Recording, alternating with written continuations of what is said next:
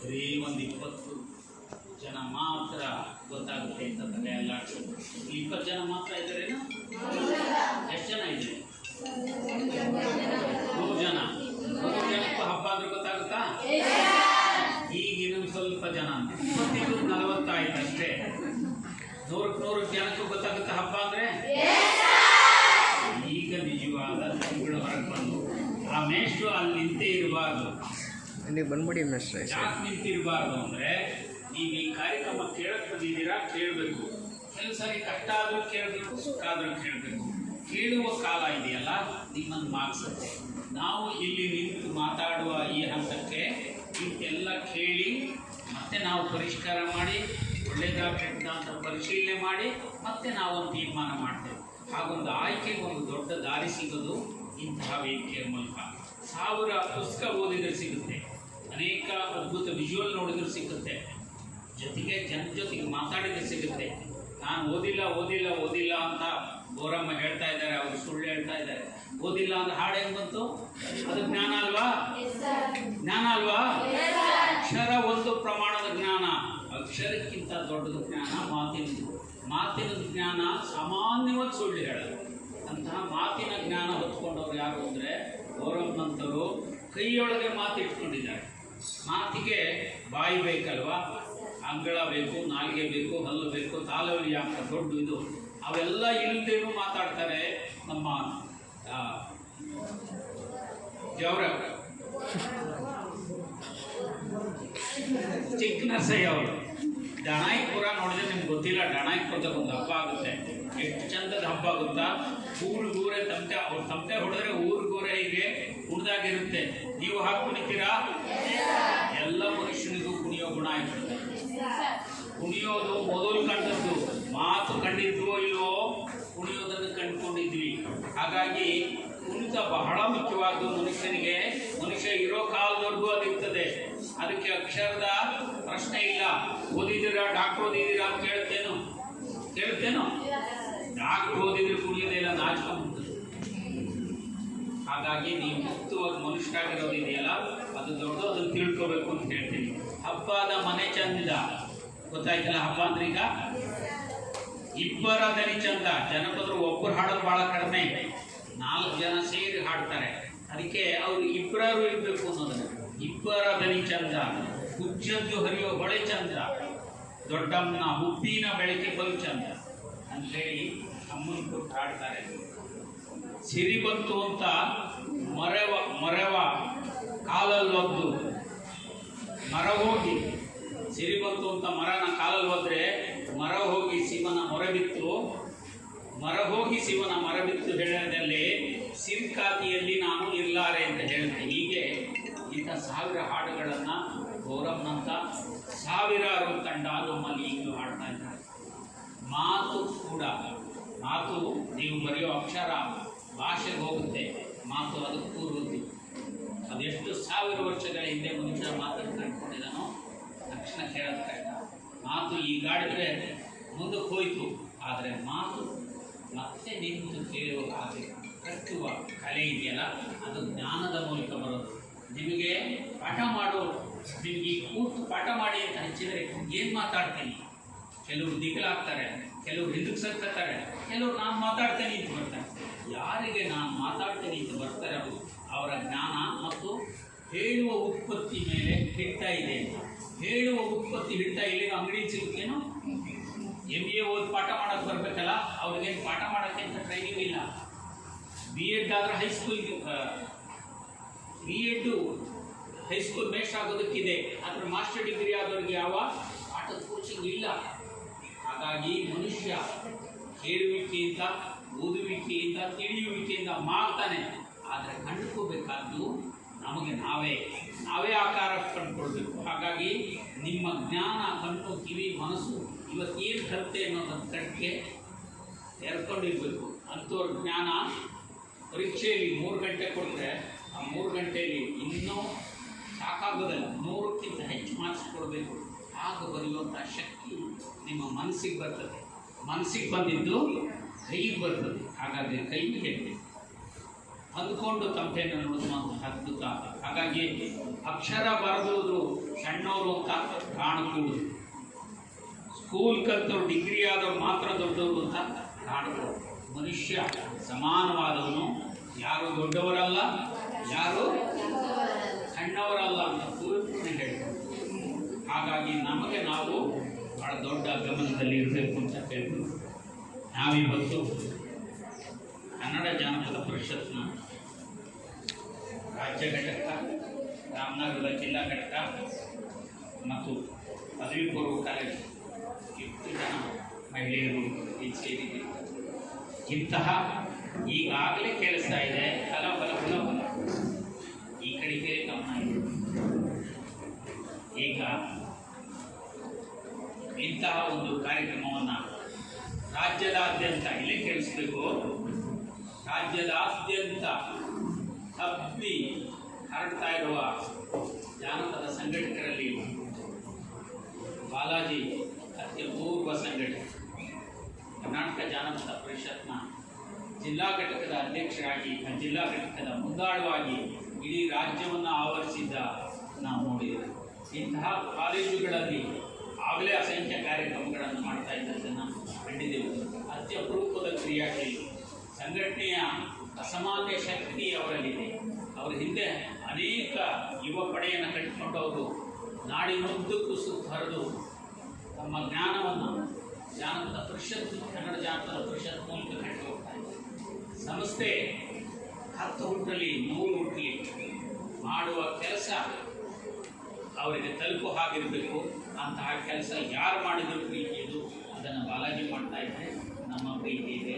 ಅವರ ಕಾಳಜಿ, ಅವರ ಗ್ರಹಿಕೆ, ಅವರ ತಿಳಿವು ಹೆಚ್ಚಾದಷ್ಟು ಇದನ್ನು ಆಗು ಮಾಡುವ ದಾರಿ ಇದೆಯಲ್ಲ, ಕಾರ್ಯಕ್ರಮವನ್ನು ಹಮ್ಮಿಕೊಳ್ಳುವ ರೂಪಗಳು ಕೂಡ ಪರಿಷ್ಕಾರಗೊಳ್ತವೆ. ಅವರೊಳಗಿನ ಜಾನಪದ ಪ್ರಜ್ಞೆ ಅಚ್ಚುಕಟ್ಟುತನಗೊಂಡಷ್ಟು ಮಾಡುವ ಕಾರ್ಯಕ್ರಮದೊಟ್ಟು ಅಚ್ಚುಕಟ್ಟುತನ ಏರ್ಪಡ್ತವೆ. ಇಡೀ ರಾಜ್ಯದಾದ್ಯಂತ ಸಾವಿರಾರು ತಂಡಗಳನ್ನು ಕಟ್ಟಿ ನಿಲ್ಲಿಸಿದರೆ ಜಿಲ್ಲಾ ಘಟಕಗಳು, ತಾಲೂಕು ಘಟಕಗಳ ಮೂಲಕ ಸದಾ ಕ್ರಿಯಾಶೀಲರಾಗಿ ಕಟ್ತಾ ಇರೋದನ್ನು ನಾವು ಈಗ ನೋಡ್ತಾ ಇದ್ದೀವಿ. ಅವರು ಈ ದಿವಸ ಈ ಕಾರ್ಯಕ್ರಮವನ್ನು ಉದ್ಘಾಟಿಸಿದ್ದಾರೆ. ನಾಳೆ ನಡೆಯುವ ದಾರಿ ಇನ್ನೂ ಭಾಳ ದೂರ ಇದೆ. ಅದೆಲ್ಲ ದಾರಿಯನ್ನು ಅವರು ಕಟ್ಕೊಂಡು ಹೋಗಲಿ. ಅಸಂಖ್ಯ ಸಂಸ್ಥೆಗಳು ರೂಪುಗಳಲ್ಲಿ ಜಾನಪದದ ಮರೆತು ಹೋದವರ, ಬಲ ಇಲ್ಲದವರ, ಕೊರೋನಾದಂತೆ ತೀರಾ 20-30 ವರ್ಷದ ಜಾನಪದ ರೋಗ ತೀರಾ ಸಾಮಾನ್ಯವಾಗಿ ಕಾಣೋದಿತ್ತು. ಅದರಿಂದ ನಾವೀಗ ಹೊರಗೆ ಬಂದಿದ್ದೇವೆ. ಒಂದಿಷ್ಟು ಶಕ್ತಿ ಬಂದಿದೆ, ಇನ್ನೂ ಪಡೆಯಬೇಕಾದ ಶಕ್ತಿ ಬಹಳ ಇದೆ ಎಂದು ನಮ್ಮ ಮುಂದಿರುವ ಘಟಕ. ಅವರು, ಅವರ ಪರಿಶ್ರಮ, ಅವರ ಸಂಘಟನೆ ಇನ್ನೂ ವೃದ್ಧಿಗೊಳ್ಳಲಿ. ಮರೆತು ಹೋದ ಮೂಲೆಯಲ್ಲಿರುವಂತಹ ಕಲಾವಿದರಿಗೆ, ವಿದ್ವಾಂಸರಿಗೆ ಎಲ್ಲರಿಗೂ ದೊಪ್ಪುವಂತಹ ಆಗಲಿ ಅಂತ ಹೇಳಿ ಅವರಲ್ಲಿ ಕೇಳ್ತೀನಿ. ಅವರಿಗೆ ನನ್ನ ಪ್ರೀತಿಯ ಶುಭಾಶಯಗಳನ್ನು. ಈಗಲೂ ಕೆಲವೇ ಕೈ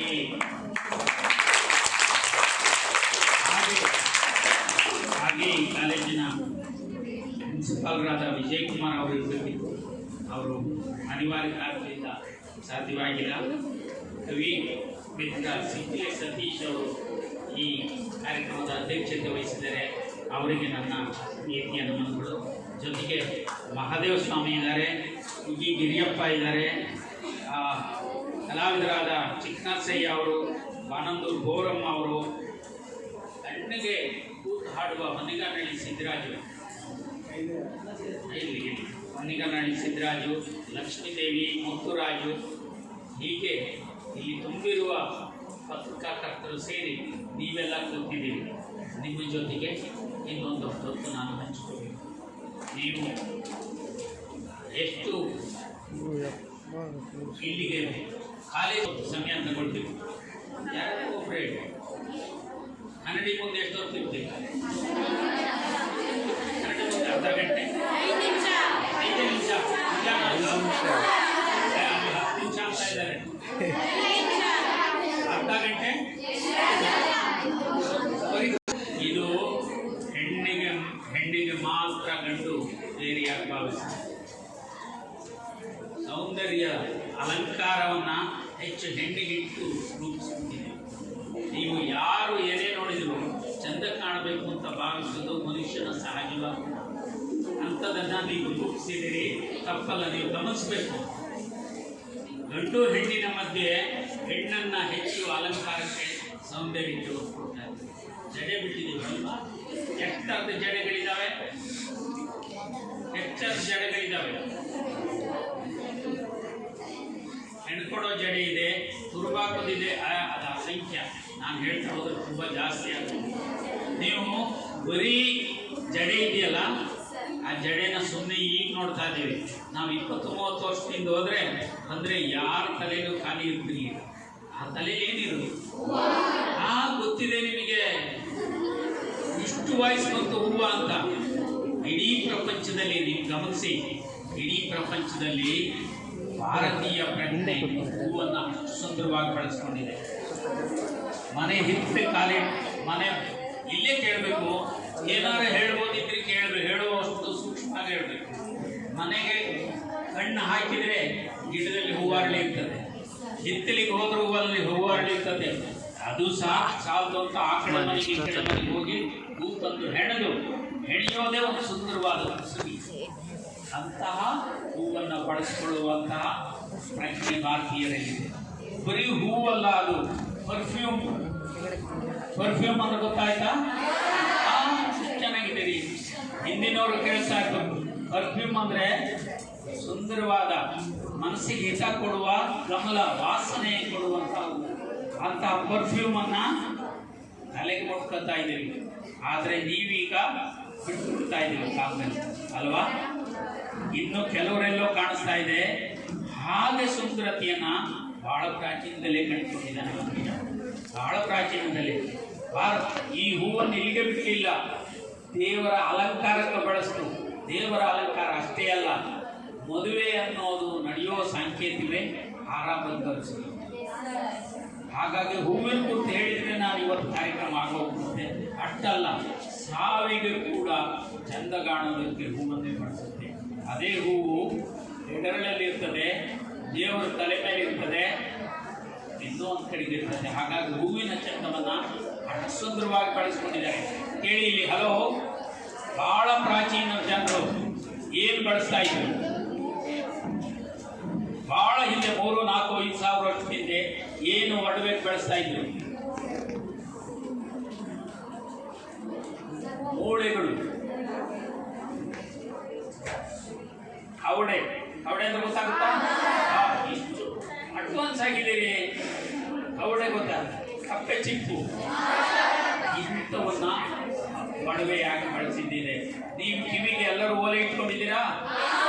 ಎಲ್ಲರೂ ಓಲೆ ಇಟ್ಕೊಂಡಿದ್ದೀರಾ? ಆ ಓಲೆ ಅನ್ನೋದು ಹೇಗೆ ಬಂತು?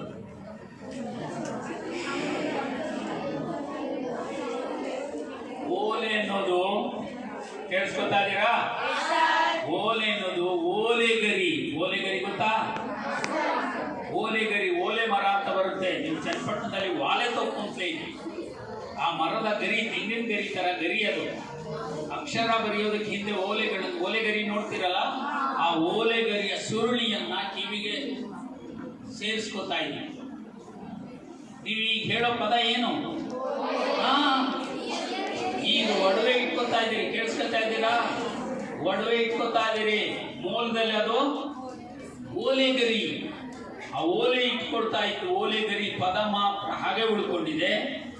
ಆ ಪ್ಲೇಸ್ಗೆ ಒಡವೆ ಬಂದಿದೆ. ಗೊತ್ತಾಯ್ತಾ? ಹೇಗೆ ಜನ ರೂಪಿತ. ನೀವು ಬಳೆ ಬಹಳ ಸಾಮಾನ್ಯವಾದ ಮನುಷ್ಯ ಬಹಳ ಬೇಗ ಕಂಡುಕೊಂಡಿರೋ ಒಡವೆಗಳಲ್ಲಿ ಬಳೆ ಕೂಡ ಒಂದು. ಮುರಿದು ಹೋದ ಬಳೆನ, ತುಂಡಾದ ಬಳೆನ ಮನೆಯಲ್ಲಿ ಅಂಟಿಸಿ ಅಲಂಕಾರ ಮಾಡ್ತಿದ್ವಿ. ಕೋಳಿಯೋ, ಹೂವೋ, ನವಿಲೋ ಮಾಡ್ತಾ ಇದ್ವಿ. ಜನಪದರು ಹೇಗೆ ತಮ್ಮ ಸುಲಭವಾದ ಸಾಮಗ್ರಿಗಳನ್ನು ಎಷ್ಟು ಚಂದವಾಗಿ ಬಳಸ್ಕೊತಾರೆ ಅನ್ನೋದಕ್ಕೆ ಈ ಸಾಕ್ಷಿ. ನೀವು ಈ ಜಾತ್ರೆ ಆಗುತ್ತೆ, ಇಲ್ಲಿ ರಾಮದೇವ್ರ ಜಾತ್ರೆ ಆಗುತ್ತಲ್ಲ, ರಾಮದೇವ್ರ ಜಾತ್ರೆಯಲ್ಲಿ ದವನ ಅಂತ ಮಾಡ್ತಾರೆ. ಗೊತ್ತಾ ದವನ ಅಂತ? ದವನ ಗೊತ್ತು ನಿಮ್ಗೆ? ಯಾಕೆ ಇಟ್ಕೋತಾರೆ ದವನ? ದವನ ಯಾಕೆ ಇಡ್ತಾರೆ? ಹಲೋ ಹಲೋ ಹಲೋ, ಇಲ್ಲಿ ಕೇಳಿ. ದವನ ಅಂತ ಗೊತ್ತಿದೆಯಾ?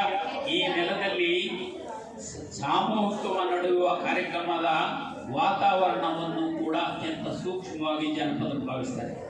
ಅದಕ್ಕಾಗಿಯೇ ಆ ದವನನ ಬೆಳೀತಾರೆ. ಆ ದೇವರಿಗೆ ಸಂಬಂಧವಲ್ಲೂ ನಾಲ್ಕಣೆ ಕೊಟ್ಟು, ಇಟ್ಟಣೆ ಕೊಟ್ಟು, ರೂಪಾಯಿ ಕೊಟ್ಟು ದವನ ಕೊಂಡ್ಕೊಂಡು ಮನೆಗೆ ತಗೊಂಡು ಹೋಗ್ತಾರೆ. ಯಾಕೆ ತಗೊಂಡು ಹೋಗ್ತಾರೆ? ದವನ ಅಪ್ಪಟವಾದ ಪರ್ಫ್ಯೂಮ್, ಸುಂದರ ವಾಸನೆ ಕೊಡುವ ಗಿಡ. ಆ ಗಿಡನ ಬಾಳೆಹಣ್ಣಿಗೆ ಸಿಕ್ಕಿಸಿ ಹೇರಿಗೆ ಎಸಿತಾರೆ. ಹೇರಿಗೆ ಎಸಿತಾರೆ ಅಂದರೆ ನಮ್ಮ ಸಾಮೂಹಿಕವಾಗಿ ಸೇರೋ ಜನ, ಇಷ್ಟು ಜನ ಸೇರುತ್ತಲ್ಲ, ಇಷ್ಟು ಜನ ಸೇರಿದಾಗ ಏನಾದರೂ ಅಪಾಯ ಆಗಬಾರ್ದು, ವಾತಾವರಣ ಕೆಡಬಾರ್ದು ಅಂತೇಳಿ ಹಾಗಾಗ್ತಾರೆ. ಹೀಗೆ ಉತ್ತರ ಕರ್ನಾಟಕದಲ್ಲಿ ಮಾರಿ ಹಬ್ಬಗಳಿಗೆ ಮೂಟೆಗಟ್ಟಲೆ ಅರಿಶಿನ ಎರಚ್ತಾರೆ. ಅರಿಶಿನ ಯಾಕೆ ಎರಚ್ತಾರೆ? ಅರಿಶಿನ ಕೂಡ ಅಂಥದ್ದೇ ಆಂಟಿಸೆಪ್ಟಿಕ್ ಕೆಲಸ ಮಾಡುವಂತಹ ಅಪರೂಪದ ದ್ರವ್ಯ. ಆ ಕಾರಣಕ್ಕಾಗಿ ಇಡೀ ನಮ್ಮ ಬದುಕಿನ ತುಂಬ ಇಲ್ಲೇ ಕೇಳಬೇಕು. ನೀವೀಗ ಹಲೋ ಹಲೋ ಹಲೋ ಹಲೋ ಅಲ್ಲೇ ಕೇಳಿ. ಈಗ ನಿಮ್ಮ ಕಿವಿಯಲ್ಲಿರೋ ಓಲೆಗಳ ವೆರೈಟಿನ ನೋಡಿದರೆ ನೀವೇ ಕೂತ್ರೆ ಸುಂದರವಾದ ಆಕೃತಿಯಲ್ಲಿ ಎಲ್ಲಿಂದ ಎಲ್ಲಿಗೆ ರೂಪಾಂತರ ಆಗುತ್ತೆ ಅನ್ನೋದು. ಮನೆಯಲ್ಲಿ ರೊಟ್ಟಿ ಹೆಂಚಿದೆಯಾ? ದೋಸೆ ಹೆಂಚಿದೆಯಾ? ಅದು ಹೆಂಚು ಅಂದರೆ ಮಣ್ಣಿನದು ಅಂತ ಹೆಂಚ ಅದು. ಆದರೆ ಅದು ಮೂಲದಲ್ಲಿ ಹೆಂಚು. ಕೇಳಿಸ್ಕೊತಾ ಇದ್ದೀರಿ? ಕೇಳಿಸ್ಕೊತಾ ಇದ್ದೀರಿ? ಒಲೆಯ ರೊಟ್ಟಿಯ ಕಾವಲಿಯನ್ನ ಹೆಂಚು ಅಂತ ಕರಿತೀವಿ. ಹೆಂಚು ಅಂದರೆ ಸುಟ್ಟದ್ದು ಅಂತ ಅರ್ಥ. ಹಾಗಾಗಿ ರೊಟ್ಟಿ ಹೆಂಚು, ದೋಸೆ ಹೆಂಚು, ಪಡ್ಡಿನ ಹೆಂಚು ಅಂದರೆ ಮಣ್ಣಿನದು, ಸುಟ್ಟ ಮಣ್ಣಿನದು. ಅದರ ಮೇಲೆ ಅಡಿಗೆಗೆ ಮಾಡೋದು ಬಳಸ್ತಾ ಇದ್ದದ್ದು ಅಂತ. ನಿಮ್ಮ ಕಾಲಲ್ಲಿ ಕಾಲುಂಗರ, ಪಿಲ್ಲಿ ಎಲ್ಲ ಇದಾವಲ್ವಾ? ಇಲ್ವಾ? ಇಲ್ಲ, ಇಲ್ಲ. ಅವರಲ್ಲಿ ಇದೆಯಲ್ಲ, ಅದೇನು ಅಂತ ನಿಮಗೆ ಗೊತ್ತಿದೆಯಲ್ವಾ? ಹಾಗೆ ಅಲಂಕಾರಕ್ಕೆ ಇರುವಂತಹ ಅನೇಕ ದ್ರವ್ಯಗಳನ್ನು ನಾವು ಕಂಡುಕೊಂಡಿದ್ದೇವೆ. ಮತ್ತೆ ಅದಕ್ಕೆ ಪತಿವ್ರತೆಯ ಬೇರೆ ಚೌಕಟ್ಟು ಬಂದು ಅದಕ್ಕೊಂದು ಸಿಗ್ನಿಫಿಕೆನ್ಸ್. ಹಿಂದೆ ಗಂಡಸರು ಕೂಡ ಕೇಳಿಸ್ಕೊತಾ ಇದ್ದೀರಿ, ಓಲೆ ಎಲ್ಲ ಇಡ್ತಾ ಇದ್ರು. ಬರೀ ಜಡೆ ಬೆಲೆಗಳು ಎಷ್ಟಿದಾವೆ ಹೇಳಕ್ ಸಾಧ್ಯ ನೀವು? ಬೈತಲೆ ಬೆಟ್ಟು ಅಂದ್ರೆ ಗೊತ್ತಾಗುತ್ತಾ? ಇವೆಲ್ಲ ಒಡವೆಗಳಲ್ಲ. ಬೇಗ ಬೈತಲೆ ಬೆಟ್ಟ ಆದ್ಮೇಲೆ ಇಲ್ಲಿಗೆ ಕೇದಿಗೆ ಅಂತ ಇತ್ತು, ಗೊತ್ತಾ? ನಿಮಗೆ ಹಳ್ಳಿಯವರು ಇದ್ದೀರಲ್ವೇ? ಈ ಕಾಲ ಆಗಲೇ ಬದಲಾಗಿದೆ. ಕೇದಿಗೆ ಅಂತೇಳಿ ನೀರು ಹರಿಯೋ ಜಾಗದಲ್ಲಿ ಒಂದು ತೆಂಡೆ ಬರೋದು, ತುದಿಗೆ ಮುಳ್ಳು. ಅದು ಕೇದಿಗೆನ ಬಿಡಿಸ್ಕೊಂಡು ಬರೋದೇ ಒಂದು ದೊಡ್ಡ ಕಷ್ಟ. ಆದರೆ ಆ ಕೇದಿಗೆ ನಿಮ್ಮ ಕೈಗೆ ಸಿಕ್ಕ ಮೇಲೆ ಅದು ಕೊಡೋ ಗಮಲ ಇದೆಯಲ್ಲ, ವಾಸನೆ ಇದೆಯಲ್ಲ, ಸುಂದರವಾದ ವಾಸನೆ, ಅಪರೂಪದ. ಯಾವ ಸತಿಯೋಗ ಹೆಣ್ಣು ಕೂಡ ಕೇದಿಗೆ ಮುಡಿತಾ ಇದ್ದಾರೆ. ಯಾವ ನೀರಿನಲ್ಲೂ ಕೂಡ ಕೇದಿಗೆಯನ್ನು ಮುಡಿದಿರುವಂತಿದೆ. ಸುಂದರವನ್ನ ನಮ್ಮ ಸುತ್ತ ಸಿಗುವ ಸಾಮಗ್ರಿಯನ್ನು ಎಷ್ಟು ಸುಂದರವಾಗಿ ಕಟ್ಕೋಬೇಕು ಅನ್ನೋದಕ್ಕೆ ಇವು ಸಾಮಗ್ರಿಗಳು. ಹಳ್ಳದಲ್ಲಿ, ಹೊಲದಲ್ಲಿ ಬೆಳೆಯುವಂತಹ ಇಂಥ ಸಾಮಗ್ರಿಗಳನ್ನು ಅವರು ಬಳಸ್ತಾರೆ. ಇಲ್ಲಿಗೆ ಕೇದಿಗೆ, ಆ ನಿಜವಾದ ಕೇದಿಗೆ ಅಲ್ಲದೆ ಹೋದರೆ ಬಂಗಾರದಿಂದ ಮಾಡಿದ ಎಲೆ ಕೇದಿಗೆ ಆಕಾರ, ಮಧ್ಯೆ ಒಂದು ತಿರುಪು, ಆಮೇಲೆ ಒಂದು ಜಡೆಬಿಲ್ಲೆ, ಆಮೇಲೆ ಮುಳ್ಳು ಸೇವಂತಿಗೆ, ಆಮೇಲೆ ಇನ್ನೊಂದು ತಿರುಪು, ತುದಿಲಿ ಬಂಡೆಗಳಿದಾವ. ಈಗ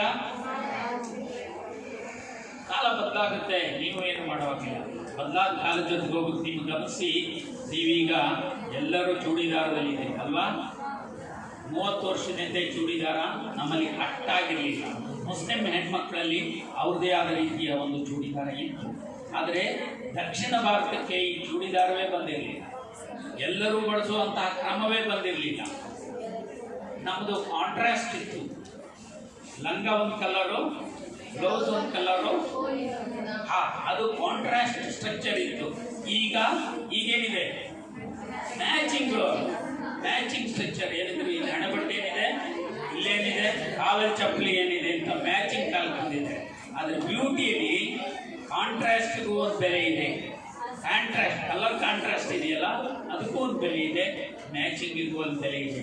ಹಾಗಾಗಿ ನೀವು ಈಗ ಚೂಡಿದಾರ ಧರಿಸಿದ್ದೀರಲ್ಲ, ಇದು ಮಕ್ಕಳು ಅಥವಾ ಒಬ್ಬರು ಒಂದು ಸಾರ್ವಜನಿಕ ಬದುಕಲ್ಲಿ ಓಡಾಡುವಾಗ ಅನುಕೂಲವಾಗುವ ಡ್ರೆಸ್ ಆಪರೇಷನ್. ದಾವಣಿ ಲಂಗಕ್ಕಿಂತ ಅನುಕೂಲ. ಆ ಕಾರಣಕ್ಕೆ ಅಲ್ಲಗಳಿಗೆ ಕಾಲ ಅದನ್ನು ತಾನೇ ನೀರು. ಈ ಕಾಲದಲ್ಲಿ ಮದುವೆಗೆ ಒಡವೆ ಡ್ರೆಸ್ ಹಾಕೊಂಡು ನಿಂತರೆ ಅದು ಈ ನೆಲದ್ದೋ ಅಲ್ಲೋ ಹುಡುಕದೆ. ತಲೆ ಮುಂದೆ ಮುಂದೆ ಹೂ ಮೂಡಿಸಿ ನಿಲ್ಲಿಸಿದ್ರೆ ನಿಂತು ನೋಡಬೇಕು ಚಂದ ಇದೆ. ಹಾಗಾಗಿ ಇಡೀ ಜನಪದರು ಈ ದಾರಿಯಲ್ಲಿ ಅಸಂಖ್ಯವಾಗಿ ಸಾಕ್ತಾರೆ. ಎಷ್ಟು ಸಾಕ್ತಾರೆ ಅಂತ ನಿಮ್ಗೆ ಹೇಳಿದಷ್ಟು ಮುಂದೆ ಹೋಗೋಕೆ ಕಾರಣ ಸಿಗುತ್ತೆ. ಅಸಂಖ್ಯವಾದ ಹೆಜ್ಜೆ ಗುರುತುಗಳು ಸಿಗುತ್ತೆ. ಕುಂಕುಮ ಇದೆ, ಹೌದಲ್ವಾ? ಕುಂಕುಮ ಯಾಕೆ ಹಂಚ್ಕೋತಾರೆ? ಚೆನ್ನಾಗಿ ಕಾಣಲಿಕ್ಕೆ. ಸರಿಯಾ? ನೀವೇ ಯಾಕೆ? ಸಂಸ್ಕೃತಿ ಅನ್ನೋದು ನಿಜ. ಸಂಸ್ಕೃತಿ ಅನ್ನೋದು ಆರಂಭ ಆಗೋದು ಹೇಗೆ? ಕೇಳಿಸ್ಕೊತಾ ಇದ್ದೀರಾ ಹಿಂದಿನವರು? ನೀವು ಮಾತಾಡಕ್ಕೆ ಆಮೇಲೆ ಬೇಕಾದಷ್ಟು ಸಮಯ ಸಿಗುತ್ತೆ. ಕುಂಕುಮ ಯಾಕೆ ಹಂಚ್ಕೊತಾ ಇಲ್ಲ? ಯಾಕೆ ಬಂದಿರಬಹುದು ಹೇಳಕ್ಕಾಗುತ್ತಾ? ಹೆಣ್ಣಿನ, ಕೇಳಿಸ್ಕೊತಾ ಇದ್ದೀರಿ? ಹೆಣ್ಣಿನ ಋತುಸ್ರಾವದ ಸಂಕೇತ ಅಂತ ನಮ್ಮ ಅರಿಶಿನ ಕುಂಕುಮ ಈ ನೆಲದಲ್ಲಿ ವಿಶೇಷವಾದ ರೂಪ ಕಾಣ್ತದೆ. ನಿಮಗೆ ತೀರ ನಿಂತು ಹೋಗಿರೋ ನಿಮ್ಮ ಅಜ್ಜಿದಿರನ್ನ ಇನ್ನೂ ಅಲ್ಲಲ್ಲೇ ಮಾತಾಡ್ತಾ ಇದ್ದೀರಿ. ನೀವು ಮನೆಗೆ ಹೋಗಿ ಊರಲ್ಲಿ ಯಾರೇ ಅಜ್ಜಿದಿರು ಕಂಡ್ರು ಅವ್ರ ಕೈ ಮೈಗಳಲ್ಲಿ ಹಚ್ಚೆ ಇದೆ, ಗಮನಿಸಿದ್ರಾ? ಹಚ್ಚೆ ಅಂದ್ರೆ ಗೊತ್ತಾಯ್ತಾ? ಆ ಹಚ್ಚೆಯ ವಿಧಾನಗಳನ್ನು ಗಮನಿಸಿ. ಅತ್ಯಂತ ಪ್ರಾಚೀನವಾದ ರೇಖೆಗಳ ಚೆಹರೆ ಅದು. ನಾನು ಅವುಗಳನ್ನು ನಿಮ್ಗೆ ಹೇಳಕ್ ಹೋದ್ರೆ ಸೀತೆ ಜಡೆ, ರಾಮನ್ ತೊಟ್ಲು, ಮಕ್ಕಿನ ಚೊಡೆ, ಅಸಂಖ್ಯ ರೂಪಗಳು ನಮಗೆ ಸಿಗ್ತಾ ಇರೋದನ್ನು ಗಮನಿಸ್ತಾ ಇದ್ದೀವಿ. ಮದುವೆ ಅಂದರೆ ನಮ್ಮಲ್ಲಿ ಒಂದು ಚಿತ್ತರ ಮಾಡೋದು, ಅಕ್ಕಿಲಿ, ಭತ್ತದಲ್ಲಿ ಅಥವಾ ರಂಗೋಲಿ, ಹಸೆ ಅಂತೇಳಿ ಆ ಹಸೆ ಮೇಲೆ ಗಂಡು ಹೆಣ್ಣು ಕೂರಬೇಕು ಅನ್ನೋದೊಂದು ಅಲಂಕಾರ. ಮದುವೆಯಲ್ಲಿ ದೇವರು ದೇವರು ತುಂಬ ಕಡಿಮೆ ಇದೆ. ಗಂಗೆ ಪೂಜೆ ಇರ್ಬೋದು, ಏನೇ ಮಾಡಿದರೂ ಒಂದು ಅಲಂಕಾರ ಚಂದ ಕಾಣ್ತದೆ. ತನಗೆ ಸಿಗೋ ಸಾಮಗ್ರಿಯಲ್ಲಿ ಹಿತ್ತಾಳೆಯ ತಾಮ್ರದ ಪಾತ್ರೆ ಇರಲೇಬೇಕು ಅಂತಿಲ್ಲ. ಮಣ್ಣಿನ ಗಡಿಗೆ ಆದರೂ ಸರಿ. ಆ ಮಣ್ಣಿನ ಗಡಿಗೆನ ಸುಮ್ಮನೆ ತಗೊಂಡೋಗಲ್ಲ, ಆ ಗಡಿಗೆಗೆ ಒಂದು ಚಿತ್ತಾರ ಮಾಡ್ತಾರೆ. ಹಾಗಾಗಿ ಚಿತ್ತಾರ ಮಾಡುವ ಕೌಶಲ್ಯವನ್ನು ಕೂಡ ಹೆಣ್ಣಿಗೆ ಜನಪದ ಕಟ್ಟಿಕೊಂಡಿದ್ದಾರೆ. ಕ್ಷಣಕ್ಕೂ ಬಾಸಿಂಗ ಇದೆ. ಬಾಸಿಂಗ ರಾಜ ಕಿರೀಟ ದರ್ಶನ ಕೇಳಿಸ್ಕೊತಾ ಇದ್ದೀರಿ? ರಾಜ ಕಿರೀಟ ಧರಿಸ್ಕೊತಾನ ಅಲ್ವಾ? ನಮ್ಗೆ ನಿಮ್ಗೆ ಎಲ್ಲ ಕಿರೀಟ ಇಲ್ವಾ? ಸಾಮಾನ್ಯರಿಗೂ ಒಂದು ಕಿರೀಟದ ಸುಂದರ ಆಕಾರ ಸಿಕ್ಕಲಿ ಅಂತೇಳಿ ಬಾಸಿಂಗಗಳನ್ನು ಕಂಪೋಸ್ ಮಾಡ್ಕೊಂಡಿದ್ದಾರೆ. ಉತ್ತರ ಕರ್ನಾಟಕದಲ್ಲಿಯೂ ಬಾಸಿಂಗಳಿಗೆ ಹೋಗಬೇಕು. ಬಿಜಾಪುರದ ಜಿಲ್ಲೆಗೂ, ಶಿವಮೊಗ್ಗ ಜಿಲ್ಲೆಗೂ, ಬೆಳಗಾಂ ಜಿಲ್ಲೆಗೂ ಅಸಂಖ್ಯ ವ್ಯತ್ಯಾಸಗಳಿದೆ. ಆ ಬಾಸಿಂಗಳನ್ನ ಯಾವ ಥರ ಮಾಡ್ತಾರೆ ಗೊತ್ತೇನೋ? ಬಾಸಿಂಗಳ ಬೆಂಡು ಸುನೇರಿ ಕಾಗದ, ಹಳ್ಳದಲ್ಲಿ ಬೆಳೆಯುವ ವೇಸ್ಟ್ ಬೆಟ್ಟನ್ನು ತಂದು ಎಷ್ಟು ಚಂದದ ಆಕಾರಗೊಳಿಸ್ತಾರೆ. ಯಾವ ಅದ್ಭುತವಾದ ಕಂಪೋಸ್ ಅದರಲ್ಲಿ ಕಾಣಸಿಗುತ್ತೆ ಅಂತ ನೀವು ಗಮನಿಸಬೇಕು. ಹಾಗಾಗಿ ಸಾಮಾನ್ಯರ ಇಡೀ ಮನುಷ್ಯನ ಇಲ್ಲೇ ಕೇಳಿಸ್ಕೋಬೇಕು, ಇಲ್ಲೇ ಕೇಳಿಸ್ಕೋಬೇಕು. ನೀವು ಮದುವೆ ಮನುಷ್ಯನ ಪ್ರಪಂಚದ ಯಾವುದೇ ಭಾಗದ ಮನುಷ್ಯನಿಗೂ ಮದುವೆ ಅತ್ಯಂತ ಮುಖ್ಯವಾದ ಘಟ್ಟ. ಆ ಮುಖ್ಯವಾದ ಘಟ್ಟವನ್ನು ಎಷ್ಟು ಸಮೃದ್ಧಿಯಾಗಿ ಅನುಭವಿಸ್ತಾರೆ. ಮದುವೆ ಅನ್ನೋದು ಸಂಭ್ರಮ. ಹಾಡಿದೆ, ವೇಷ ಇದೆ, ಅಲಂಕಾರ ಇದೆ, ಸಂಭ್ರಮ ಇದೆ, ಊಟ ಇದೆ. ಬಹಳ ಮುಖ್ಯವಾದ ಘಟಕಗಳು ಎಲ್ಲವೂ ಇಲ್ಲಿ ಒಳಪಡ್ತವೆ. ಈ ಎಲ್ಲ ಒಳಪಡ್ತದನ್ನು ಸಮೃದ್ಧಿಯಾಗಿ ಎಲ್ಲ ಸಮುದಾಯಗಳಲ್ಲಿಯೂ ಆ ಸಮುದಾಯ ಇದು ಸರಿ ಇದು ತಪ್ಪು ಅಂತ ಇಲ್ಲ. ಎಲ್ಲ ಸಮುದಾಯಗಳಲ್ಲಿಯೂ ಅಂಥದ್ದೊಂದು ಅಪರೂಪದ ಘಟಕ ನಡೀತದೆ. ನೀವು ಗಮನಿಸಬೇಕು. ಮದುವೆಯಲ್ಲಿ ಮೊದಲು ಶಾಸ್ತ್ರ ಶುರುವಾಗೋದು ಅರ್ಶಿನ ಕುಟ್ಟೋದು. ಕುಟ್ಟೋ ಶಾಸ್ತ್ರ ಅಂತ ಶುರುವಾಗೋದು. ಏನು ಕುಟ್ತಾರೆ? ಅರ್ಶಿನ. ಅರ್ಶಿನ ಕೊಂಬು. ನಮಗೆ ಕೊಂಬು ಗೊತ್ತಾಗಿದೆ. ಅರ್ಶಿನ ಕೊಂಬನ್ನು ಕುಟ್ತಾರೆ. ಯಾಕೆ ಅರ್ಶಿನ ಕೊಂಬು ಕುಟ್ತಾರೆ? ಪೂಜೆ ಅಂತ ತಿಳ್ಕೊತೀರಿ.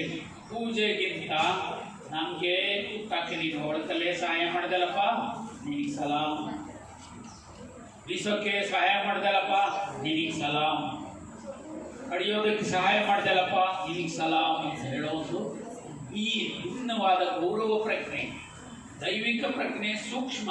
ನೀವು ಗಮನಿಸಬೇಕು. ಪೂಜೆ ಅಂತ ಇದೆ ಅಲ್ವಾ? ಪೂಜೆ ಒಳಗಿರೋದು ಹೂವು. ಹೂವು ಅನ್ನೋದು ದ್ರಾವಿಡ ಮೂಲದ. ಹೂವು ಅನ್ನೋದು ಈಗಲೂ ಕನ್ನಡದಲ್ಲಿರುವ ಹೂವೇ ಹಕಾರ, ಹಕಾರ ಆಗಿದೆ 12 ಹಾಗಾಗಿ ಪೂಜೆ ದ್ರಾವಿಡ ಮೂಲದಿಂದ ಏರ್ಪಟ್ಟ ರೂಪ. ಆ ಪೂಜೆ ಒಳಗೆ ಹೂವು ಪ್ರಧಾನವಾಗಿದೆ. ಗಮನಿಸಬೇಕು ನೀವು. ಪೂಜೆಯ ಫಲ ಏನಿದೆಯೋ ನನಗೂ ಗೊತ್ತಿಲ್ಲ.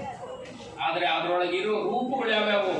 ಕರ್ಪೂರ, ನೀರು, ಕುಂಕುಮ, ಅರಿಶಿಣ, ವಿಭೂತಿ, ಗಂಧಕಡ್ಡಿ ಎಲ್ಲವೂ ಹೆಚ್ಚು ಪರ್ಫ್ಯೂಮ್ ಅನ್ನು ಒತ್ತು ಮಾಡ್ತಾ ಇದ್ದಾರೆ. ಕರ್ಪೂರ ಉರಿದ್ರೆ ಮನೆಯೊಳಗಿನ ವಾತಾವರಣಕ್ಕೆ ಇನ್ಸೆಕ್ಟ್ಸ್ ಕಡಿಮೆ ಆಗುತ್ತೆ. ಗಂಟೆ ನೋಡಿದ್ರೆ ಆ ಸದ್ದು ಮನೆಯ ವಾತಾವರಣಕ್ಕೆ ಪೂರಕ ಆಗುತ್ತೆ ಅನ್ನೋ ಎಲ್ಲ ಅಂಶಗಳು ಪೂಜೆಯೊಳಗೆ ಸೇರಿದ್ದಾರೆ. ಕರ್ಪೂರ, ದೀಪ ಬೆಳಗಿದ್ರೆ ಹೇಳಿ, ದೀಪ ಅನ್ನೋದೇ ನಿವಾರಿಸುವಂತ. ಆ ಕಾರಣಕ್ಕೆ ಈಗಲೂ ದೇವರ ಮುಂದೆ ಪತ್ತಿದೆ. ದೇವರ ಮುಂದೆ ಪತ್ತಿರೋದು ಕತ್ತಲಿನ ಕಾಲಕ್ಕೆ ಅಗತ್ಯವಾದ ರೂಪವನ್ನು ಮುಂದುವರಿಸಿಕೊಂಡು ಹೋಗ್ತಾ ಇದ್ದೀವಿ. ಹಾಗಾಗಿ ಮದುವೆಯಲ್ಲಿ ಅರಿಶಿನ ಹುಟ್ಟಿ ಅರಿಶಿನದ ಜೊತೆಗೆ ಒಂದು ಶಾಸ್ತ್ರ ನಡೀತದೆ. ಅದ್ಭುತವಾದ ಹಸೆ ಆದ ನಂತರ ಅರಿಶಿನ ಹಚ್ಚೋ ಶಾಸ್ತ್ರ ನಡೀತದೆ. ಗೊತ್ತಾ? ನೋಡಿದ್ದೀರಾ? ಎಲ್ಲ ನೋಡಿದ್ದೀರಾ? ಇಲ್ಲ, ಇನ್ನೂ ಹಿಂದೆ ತಲೆ ಅಲ್ಲಾಡಲಿಲ್ಲ. ಅತ್ಯಂತ ದೇಸಿಯಾದ, ಅತ್ಯಂತ ಎಷ್ಟು ಸಾವಿರ ವರ್ಷದಿಂದ ಮನುಷ್ಯ ಕಂಡುಕೊಂಡಿದ್ದಾನೆ. ಅರಿಶಿನ ಹಚ್ಚೋದಕ್ಕೆ ಮೊದಲೇ ಕಾಣುವಂಥ ಹುಡುಗನಿಗೂ ಹುಡುಗಿಗೂ, ಅರಿಶಿನ ಹಚ್ಚಿದ ಮೇಲೆ ಕಾಣುವ ಹುಡುಗಿಗೂ ಹುಡುಗನಿಗೂ ಖಂಡಿತ ಬೇರೆ. ಇಡೀ ಮೈಯಿನ ಎಲ್ಲ ಭಾಗಕ್ಕೂ ಹಚ್ಚುವವರೆಗೂ ಕೆಲಸ ಇದೆ. ಆ ನಂತರದ ಮನುಷ್ಯನ ಕಳೆ ಬೇರೆ. ಆರೋಗ್ಯದ ಅತ್ಯಂತ ಸುಂದರವಾದ ಸರಳವಾದ ಪರ್ಫ್ಯೂಮನ್ನು ದಿನನಿತ್ಯದ ಮದುವೆಯಲ್ಲಿ ಇಟ್ಟಿದ್ದಾರೆ. ಅದನ್ನು ಮದುವೆ ಹಳ್ಳಿಯಿಂದ ಬಿಟ್ಟು, ಚಪ್ಪರದಿಂದ ಬಿಟ್ಟು ಕಲ್ಯಾಣ ಮಂಟಪಕ್ಕೆ ಬಂದಿದೆ. ಆದರೆ ಅರಿಶಿನ ಹಚ್ಚೋದು ಮಾತ್ರ ಕಳ್ಕೊಂಡಿಲ್ಲ. ಹಾಗಾಗಿ ಈ ಜನಪದಲ್ಲಿರುವ ಸರಳವಾದ ಇಂಥ ಪ್ರಜ್ಞೆ ನಿಮ್ಮ ಮನಸ್ಸಿಗೆ ಹೋಗಲಿ. ನಾವು ಅದರ ಒಳಿತು ನಿಮ್ಮ ಮನಸ್ಸಲ್ಲಿರಲಿ. ಅದು ನಿಮ್ಮನ್ನು ಹಾಳು ಮಾಡೋದಿಲ್ಲ. ಯಾವ ಏನು ಕ್ಷಣಕ್ಕೂ ರಕ್ತ ಬಂದರೆ ಈಗ ಅರಿಶಿನ ಸವರುತ್ತೆ. ಸರಳವಾದ, ತೀರಾ ಪಕ್ವವಾದ ಎಚ್ಚರದಲ್ಲಿ ಹೋಗಿ ಔಷಧಿಯನ್ನು ಬಳಸುವಾಗ ಎಚ್ಚರದಲ್ಲಿ ಬಳಸಿ ಅಪಾಯ ತಂದುಕೋಬಾರದು. ಹಾಗಾಗಿ ಮದುವೆ ಅರಿಶಿನ ಶಾಸ್ತ್ರದಿಂದಲೇ ಆರಂಭ ಆಗೋದನ್ನು ಗಮನಿಸ್ತೀವಿ.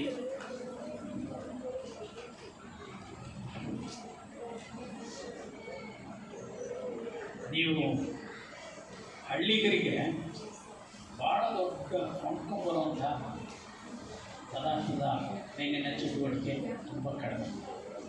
ಆಡುವ ಆಟಗಳಿದಾವಲ್ಲ, ಹೇಳಿ ಯಾರಾದರೂ ಹೆಣ್ಮಕ್ಳ ಆಟನೇ ಹೇಳಿ. ನೀವು ಕಾಲೇಜಿನವ್ರಿಗೆ ಹೇಳ್ತಾ ಇದ್ದೀನಿ, ನಿಮಗೆ ಹೇಳೋದಲ್ಲ ನಾನು. ಯಾವುದೋ ಗಂಡು ಮಕ್ಕಳು ಸ್ಕೂಲಲ್ಲಿ ಹೇಳಿದರೆ ಒಂದು 20%, 25% ಉಪಯೋಗ ಬರ್ಬೋದು. ನಿಮಗೆ ಹೇಳಿದರೆ ಒಂದು ಜನ್ರೇಷನ್ನು, ನೀವು ನಾಳೆ ತಾಯಿ ಆಗೋರು, ನೀವೇ ರೂಪ ಮಾತು, ಭಾಷೆ, ನಡವಳಿಕೆ, ಗ್ರಹಿಕೆಗಳನ್ನು ಕಟ್ಟೋರು ಮಕ್ಕಳಲ್ಲಿ. ಹಾಗಾಗಿ ಯಾವ ಪ್ರದೇಶದಲ್ಲಿಯೂ ಆಟಗಳಿದಾವಲ್ಲ, ಅದ್ಭುತ.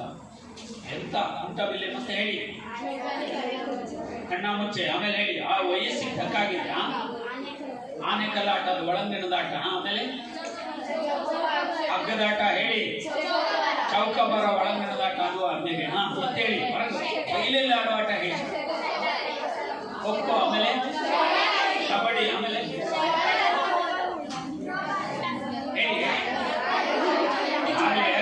ಕೇಳಿ. ನಾನು ಕೆಲಸ ಆಯಿತು, ನಿಮಗೆ ಅವುಗಳನ್ನು ತಲೆಯೊಳಗೆ ಮುದ್ದೆ ಹಾಕುವ, ಅವುಗಳು ಹೇಗಿದ್ದಾವೆ ಅನ್ನೋದನ್ನು ಸೇರುವ, ನಿಮ್ಮ ವಯಸ್ಸಿಗೆ ಆಗುವ ಆಟಗಳನ್ನು ಆಡುವ ಮನುಷ್ಯನಿಗೆ ದೈಹಿಕವಾದ ಚಲನೆ ಬೇಕು. ಹಲೋ, ಕಂಪ್ಯೂಟರ್ ಈ ಕಾಲಕ್ಕೆ ಬೇಕು. ಕೇಳಿಸ್ಕೊಳ್ಳಿ, ಕಂಪ್ಯೂಟರ್ ಈ ಕಾಲಕ್ಕೆ ಖಂಡಿತ ಬೇಕು. ಆದರೆ ಕಂಪ್ಯೂಟರ್ ಅಷ್ಟೇ ದೇಹ ಅಲ್ಲ. ದೇಹಕ್ಕೊಂದು ವ್ಯಾಯಾಮ ಕೇಳುತ್ತೆ. ದೇಹದ ವ್ಯಾಯಾಮಕ್ಕೆ ಈ ಚಲನೆಗಳು ಬಹಳ ಮುಖ್ಯ. ಮರಾಠಿಗರಲ್ಲಿ ಒಂದು ಆಟ ಇದೆ, ಕಾಲನ್ನು ಮಡಚಿ ಆಡೋ ಆಟ. ಅದನ್ನು ನೀವು ಆಡಿಸ್ಬಿಟ್ರೆ ಇನ್ನೊಂದ್ಸಾರಿ ಮೇಲೆ ಕೇಳೋದು, ಅಷ್ಟು ಶ್ರಮವಲ್ಲ.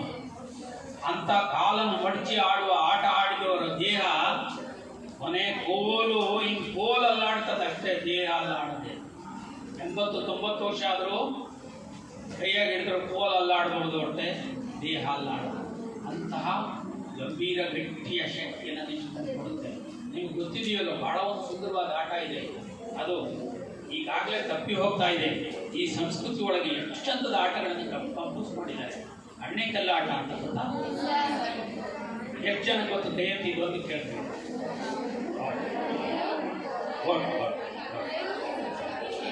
ಓಕೆ, ಸಮಾಧಾನ ಆಗುವ ವಿಷಯ. ಇಷ್ಟು ಕೈ ಎತ್ತಿದೆ.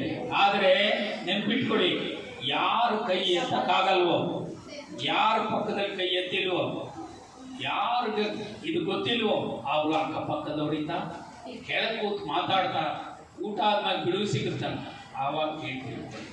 ಎಷ್ಟು ಸುಂದರವಾದ ಕಂಪೋಸ್ ಇದೊಳಗಿದೆ. ಆಡೋ ಬಳಸೋದು 5 ಕಲ್ಲು ಕೊಂಡ್ಕೊಂಡ್ಬರ್ತೀರಿ ಏನಾದಲ್ಲ, ಕಾಸು ಕೊಡ್ಬೇಕಲ್ಲ. ಅಂಗಡಿಗೆ ಇನ್ನೂ ಬಂದೇ ಇಲ್ಲ. ಯಾಕೆ ಅಂಗಡಿ ಬಂದಿಲ್ಲ? ಎಲ್ಲೆಲ್ಲೂ ಸಿಗ್ತಾ ಇದೆ ಅಂತ. ಇಲ್ಲ ಅಂದ್ರೆ ಅಂಗಡಿ ಒಂದು ಮಾರ್ಕೆಟ್ ಮಾಡ್ತಿದ್ದ. ಮಾರ್ಕೆಟ್ ಗೋಲಿ ಮಾರ್ಕೆಟ್ ಆಗೋಗಿದೆ. ಅದಕ್ಕೆ ಮೊದಲೇ ಕಲ್ಲಿನ ಗೋಲಿ ಗಚ್ಚಿಕಾಯಿ ಇತ್ತು. ಬುಗುರಿ ಮಾರ್ಕೆಟ್ ಆಗಿದೆ. ಆದರೆ ಇನ್ನು ಅಣ್ಣೆ ಕಲ್ಲು ಆಗಿಲ್ಲ. ಹಾಗಾಗಿ ಕಲ್ಲು ಸಿಗೋದಕ್ಕೆ ಕಷ್ಟ ಇಲ್ಲ. 5 ಕಲ್ಲು ಇಟ್ಕೊಂಡು ಹಾರಿಸಿ 5 ಕಲ್ಲಲ್ಲಿ ಎಲ್ಲಿಗೆ ಬೀಳಬೇಕು, ಎಷ್ಟು ದೂರಕ್ಕೆ ಬೀಳಬೇಕು, ಒಂದರ ಮಧ್ಯೆ ಒಂದು ಬೀಳುವೆಷ್ಟು, ಒಂದನ್ನು ಒಂದು ಎತ್ಕೊಳ್ಳೋ ಚಕ್ಕಿಟಿ ಎಷ್ಟು, ಅಟ್ ಎ ಟೈಮ್ ಮನುಷ್ಯನ ಮೈಂಡ್ ಒಳಗೆ ಕಲ್ಲು ಯಾವ್ದು ಎತ್ಕೋಬೇಕು, ಯಾವ್ದು ಬಿಡಬೇಕು, ಒಂದು ಆಟ ಒಂದನ್ನು ನಡಿಬೇಕು ಅಂತಹ ಸೂಕ್ಷ್ಮ ಪ್ರಕ್ರಿಯೆನ ಮನುಷ್ಯನಿಗೆ ಕೊಡುತ್ತೆ. ಯಾವ್ದಾದ್ರು ಇನ್ನೊಂದು ಆಟ ಇದೆಯಾ? ಕಾಲೇಜಿಗೆ ಬಂದಿದ್ದೀರಿ, ನೀವು ಇದುವರೆಗೂ ಇಂಥದ್ದೊಂದು ಆಟ ಸೇರಿಸಿದೆಯಾ? ಒಂದು ಸಂಸ್ಕೃತಿ ಒಂದು ಸುಂದರವಾದ ಪ್ರಜ್ಞೆಯನ್ನು ಕಟ್ಟಿಕೊಟ್ಟಿದೆ. ಅದು ಹೆಣ್ಮಕ್ಳಿಗೆ ಅಗತ್ಯ ಅಂತ ಬಿಟ್ಟಿದೆ. ಕೇಳಿಸ್ಕೊತಾ ಇದ್ದೀರಿ? ಇದು ಬರೀ ಆಟ ಹೇಳ್ತಾ ಇದ್ದೇನೆ ನಾನು, ಇನ್ನು ಮಧ್ಯೆ ಮಾತಾಡ್ತಾ ಇದ್ದೀರಿ. ಬರೀ ಆಟ ಹೇಳ್ತಾ ಇಲ್ಲ, ಪ್ರಜ್ಞೆ ಹೇಳ್ತಾ ಇದ್ದೀವಿ. ಒಬ್ಬ ಮನುಷ್ಯ ಆಕಾರಗೊಳ್ಳೋದಕ್ಕೆ, ಒಂದು ಬ್ರೈನ್ ಚಾಕಚಕ್ಯಗೊಳ್ಳೋದಕ್ಕೆ, ಒಂದು ದೇಹ ಹದಗೊಳ್ಳೋದಕ್ಕೆ ಏನು ಬೇಕೋ ಅಷ್ಟು ಕ್ರಿಯೆ ಇದರೊಳಗಿದ್ದಾವೆ. ಈ ಆಟ ಆಡ್ತಾನೆ ಒಂದು ಹಾಡು ಹೇಳ್ತೀನಿ. ಅದು ಮಂಡ್ಯಕ್ಕೆ ಬಂದಿರ್ಬೋದು, ಬೆಳಗಾಂ ಬಂದಿರ್ಬೋದು. ಅದು ಒಂದು ಹಾಡು ಇರ್ತಿತ್ತು. ಆ ಹಾಡು ಹೆಂಗಿತ್ತು? ಹಾಡಿರೋದು ಗೊತ್ತಾ? ಹಾಡಿರೋದು ಗೊತ್ತಿಲ್ಲ. ಈ ಭಾಗದಲ್ಲಿ ಇಲ್ಲ, ಹಾಡು ಬೇಗ ನಿಂತು ಹೋಗಿದೆ. ಗಮನಿಸಿ, ನನಗೆ ಗೊತ್ತಿರುವ ಒಂದು ಹಾಡು ಹೇಳ್ತೀನಿ. ಕಲ್ಲು ಕಪ್ಪ 1, ಕಡ್ಕರೆ ಬುಗುರಿ 2, 3 ಮುತ್ತಿನ ಚೆಂಡು, 4 ಬಾಳೆ ತಿಂಡು, 5 ಬಿಚ್ಚೋಲೆ, 6 ಬಾರ ಹಕ್ಕಿ, 7 ಕೋಡ ಚುಕ್ಕಿ, 8 9 ಕಲ್ಯಾಣಿ ಮುತ್ತು, ಕಾಲಡಿ ಬಿತ್ತು. ನಿಮಗೆ ಎಷ್ಟು ಪರಿಚಯ ಇದನ್ನು ತಲುಪಿಸಿದ್ರೆ ನಾನು ಇವತ್ತು ಬಂದೋದಕ್ಕೆ, ಬಾಲಾಜಿ ಅವ್ರು ಕರೆದಿದ್ದಕ್ಕೆ ಎಲ್ಲದಕ್ಕೂ ಸಾಕ. ನೀವು ನೆನಪಿರ್ಲಿ, ಇದನ್ನ ಪ್ರಪಂಚದ ಯಾವ ದೇಶಕ್ಕೆ ಹೋಗಿ ಬಿತ್ತಿ ಯಾವುದಾದ್ರೂ ಅತ್ಯುತ್ತಮ ಮಾದರಿ ಇದೆ ಅಂತ ಹೇಳಿದ್ರೆ ಒಪ್ಕೊಟ್ಟೆ. ಗಂಡು ಮಕ್ಕಳಿಗೆ ಇನ್ನೂ ಅನೇಕ ಆಟಗಳಿದ್ದಾವೆ. ಕೈಯೆಲ್ಲ ತಗೋದು, ಸಂತಿಗೋದು, ಸಂತಿದ್ದ ಎಂತಂದ್ರಿ, ಬಾಳೆಹಣ್ಣು ತಂದ್ರಿ, ಬಾಳೆಹಣ್ಣು ಏನ್ ಮಾಡಿದ್ರಿ? ಅದ್ರ ಮೇಲೆ ಅವ್ರು ತಿಂತಾ ಇದ್ದೆ, ಕಾಲು ಕಚ್ಕೊಂಡು. ಅದೇನ್ ಕೊಡ್ತು? ಚಕ್ಕೆ ಏನ್ ಮಾಡಿದ್ರಿ? ಅದೇನ್ ಕೊಡ್ತು? ಗೋಧಿ ಏನ್ ಮಾಡಿದ್ರಿ? ಹಿಟ್ಟು ಏನ್ ಮಾಡ್ಕೊಡ್ತು? ಗೊಬ್ಬರ ಏನ್ ಮಾಡಿದ್ರಿ? ಇದು ರೈತಾಪಿಗೆ ಬೇಕಾದ ಕೆಲಸ. ಈಗಂತ ನಮಗೂ ಗೊತ್ತಿರಲಿಲ್ಲ. ಯಾರೋ B.Ed ಕಾಲೇಜ್ನವ್ರಿಗೆ ಜನರು ಹೆಂಗ್ ಶಿಕ್ಷಣ ಕೊಡ್ತಾ ಇದ್ರು ಯೋಚನೆ ಮಾಡಿದ್ರೆ, ಅದೇ ಈ ಚಕ್ಕೆ ವೇಸ್ಟ್ ಆಗತ್ತ, ಬಲಗಾಕು ಅಂತ ಹೇಳ್ಕೊಡ್ತಾ ಇದೆ. ಯಾರಿಗೆ? ಎಳೆ ಹುಡುಗಂಗೆ. ಉತ್ತರ ಕೊಡೋರು ಯಾರಿದ್ರಾಗೆ? ಪ್ರಶ್ನೆ ಮಾಡೋರು ದೊಡ್ಡವರು, ಉತ್ತರ ಕೊಡೋರು ಯಾರು? ಮಕ್ಕಳಿಗೆ ಇವತ್ತು ಅದು ಅರ್ಥ ಆಗದೆ ಹೋದ್ರೆ ಹಿಂಗ್ ಬುದ್ಧಿ ಬಲ್ಲಂಗೆ ಅರ್ಥ ಆಗ. ಚಕ್ಕೆ ಏನು ಮಾಡೋ? ಕಲೆ ಏನು ಕೊಡ್ತು? ಅಡುಗೆ ಮಾಡೋದು ಎಳ್ಳೆ ಇಲ್ಲ, ಬೂದಿ ಕೊಡ್ತು. ವೇಸ್ಟ್ ಮಾತ್ರ ಲೆಕ್ಕ ಆಗ್ತಾ ಇದೆ. ವೇಸ್ಟನ್ನ ಎಷ್ಟು ಚಂದವಾಗಿ ಬಳಸಬೇಕು ಅಂತ ಹೇಳ್ಕೊಡ್ತಾ ಇದೆ. ಇದನ್ನ ನಮ್ಮ ಸ್ಕೂಲ್ನ ಶಿಶು ಪ್ರಾಸಕ್ಕೆ ರೈಮ್ಸಿಗೆ ಸೇರಿಸಿ ಇಲ್ಲಿ ಗೋ ರೈನ್ ಗೋ ಅವೆ. ಭಾರತದಲ್ಲಿ ಕೇಳಿ, ಭಾರತದಲ್ಲಿ ರೈನ್ ಗೋ ಅವೆ ಅಂತ ಹೇಳುವ ಅಗತ್ಯ ಇಲ್ಲ. ಇಂಗ್ಲೆಂಡ್ ಆ ರೈಮ್ಸ್ ಅನ್ನ ಇಲ್ಲಿ ಸರಿಯೋ ತಪ್ಪು ಅಂತ ಶಿಕ್ಷಣ ತಜ್ಞರು ಯೋಚನೆ ಮಾಡ್ತಾರೆ. ಅದು ಕಾನ್ವೆಂಟ್ ಆಗಲಿ, ಮಳೆ ಬಾರೋ ಬಾರೋ ಮಳೆರಾಯ, ಬಾಳೆ ತೋಟಕ್ಕೆ ನೀರಿಲ್ಲ, ಹುಯ್ಯೋ ಹುಯ್ಯೋ. ಅತ್ಯಂತ ಪ್ರಾಚೀನವಾದ ಈ ಹಾಡು ಬಾ ಮಳೆ ಬಾ ಬಾ ನನ್ನ ಆಟ ಇದೆ, ಹಾಡು ಇದೆ, ಸಂಖ್ಯೆ ಆಚರಣೆಗಳಿದ್ದಾವೆ, ಅದಕ್ಕೆ ಹೋಗಲ್ಲ. ಹಾಗೆ ಒಂದು ಅಣ್ಣೆಕಲ್ಲಿಗೆ ಅಷ್ಟು ಸುಂದರವಾದ ರೂಪ ಇದೆ. ಮನುಷ್ಯ ಜನ್ಮದ್ರು ಅಂದರೆ ಹೆಚ್ಚು ಕಾಲು ಪಡವ್ರೆ, ಸಾಹುಕಾರ ಚಾಪ್ಟರ್ ಕಡಿಮೆ. ಓದ್ಕೊಳ್ಳೋಕ್ಕೂ ಇಲ್ಲ, ಬಟ್ಟೆ ಇಲ್ಲ, ಏನು ಮಾಡಬೇಕು? ಓದ್ಕೊಳ್ಳೋಕ್ಕಿಲ್ಲ ಅಂದರೆ ಏನು ಮಾಡಬೇಕು? ಸುಮ್ಮನೆ ಇರೋಕ್ಕಾಗುತ್ತಾ?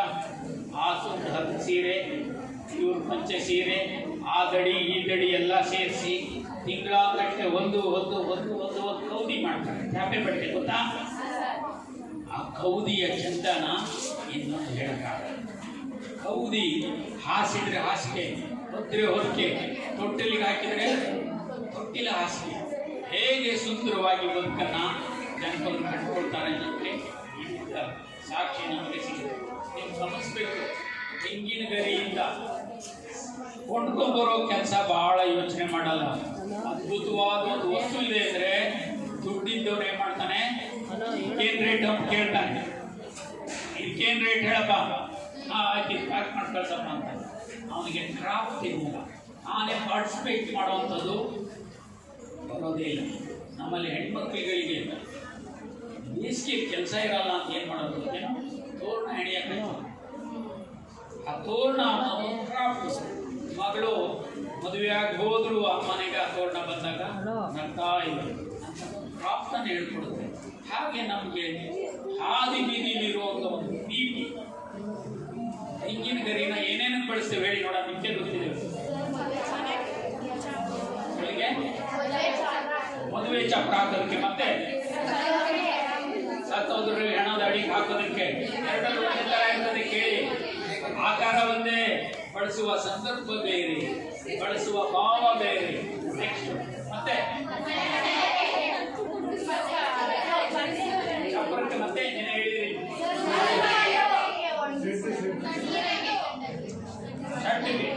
ಶೆಡ್ಡು ಆ ಕೋಟ್ಗೆ ಮೇಲೆ ಹುಲ್ ಮನೆಗೆ ಚಾದರ ಮತ್ತೇನು ಹೇಳಿದ್ರಿ,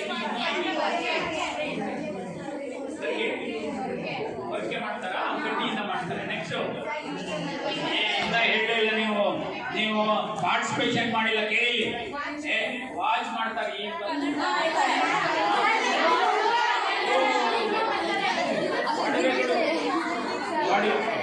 ನೋಡ್ರಿ ಬೇಕಿಲ್ಲ. ಹಿಂಗೆ ಕೇಳ್ರಮ್ಮ ಹೇಳಿ.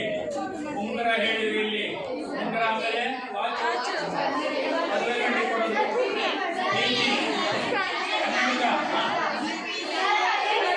ಒಂದು ನಿಮಿಷ.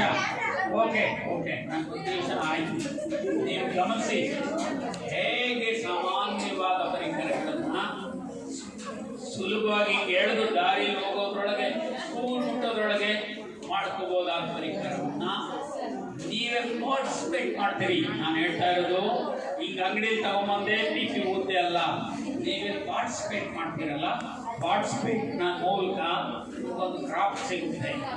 ನಾವೆಲ್ಲ ಹಳ್ಳಿಯಲ್ಲಿ ಮಣ್ಣಿನ ಹಳ್ಳಿ ಗಣಪತಿನೋ ಎತ್ತೋ ಮಾಡ್ತಿದ್ವಿ, ಬೆಂಡ್ ಸಿಗೋದು ಬೆಂಡಿನಲ್ಲಿ ಮಾಡ್ತಿದ್ವಿ. ಯಾರು ಸ್ಕೂಲಲ್ಲಿ ಇದೆಲ್ಲ ಮಾಡಬೇಕು ಅಂತ ಹೇಳಿರಲಿಲ್ಲ, ಹೇಳಬೇಕಾಗಿಲ್ಲ. ಒಣೆ ಗಡಿಗೆ ಕಂಠ ಸಿಕ್ಕರೆ ಮೇಲೆ ಪೇಪರ್ ಅಂಟಿಸಿ ಚೂರು ಬಿಸಿ ಕಣ ಕಣ ಅಂತದೆ, ದಬ್ಬೆ ಬಡಿಯೋಕ್ಕೆ ಬರ್ತದೇನು. ಆದರೆ ಆ ಹಾಕುವ ದಬ್ಬಡಿಯ ಗದ್ದು ನೀವು ಆ ವಾದ್ಯವನ್ನು ಕಡಿಕೆ ನಿಮ್ಮನ್ನು ಕರ್ಕೊಂಡು ಹೋಗಬಾರ್ದು. ಆ ಕಾರಣಕ್ಕೆ ಜನಪದರಲ್ಲಿ ಸಿಗುವಂಥ ಜನಪದರ ಬದುಕು ಬಳಸ್ಕೊಳ್ಳುವಂತಹ ರೂಪ ಇದೆಯಲ್ಲ, ಆಶ್ಚರ್ಯ ಆಗುತ್ತೆ. ಅಂಥದ್ರ ಜೊತೆಗೆ ನಿಮ್ಮ ಕೈ ಮನಸ್ಸುಗಳು ಪಾರ್ಟಿಸಿಪೇಟ್ ಆಗಿರಬೇಕು ಅಂತ ಹೇಳ್ತೀನಿ. ನೀವು ಈಗ ಹಲ್ಲನ್ನು ಖಚಿತವಾಗಿ ಇಟ್ಕೊಂಡು ಶುಚಿ ಮಾಡ್ಕೋಬೇಕಾದಲ್ವಾ? ಭಾಳ ಹಿಂದೆ ಹಲ್ಲು ಕಪ್ಪು ಅಂತ ಇತ್ತು. ಹಲ್ಲು ಕಪ್ಪು ಕಾಣದೆ ಚಂದ ಅಂತ ಇತ್ತು.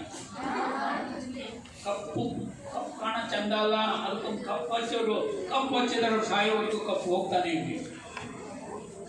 ಅಷ್ಟು ಅಂತಹ ಪ್ರಕ್ರಿಯೆಗಳು ಕೂಡ ನಮ್ಮಲ್ಲಿ ಇದ್ದದನ್ನ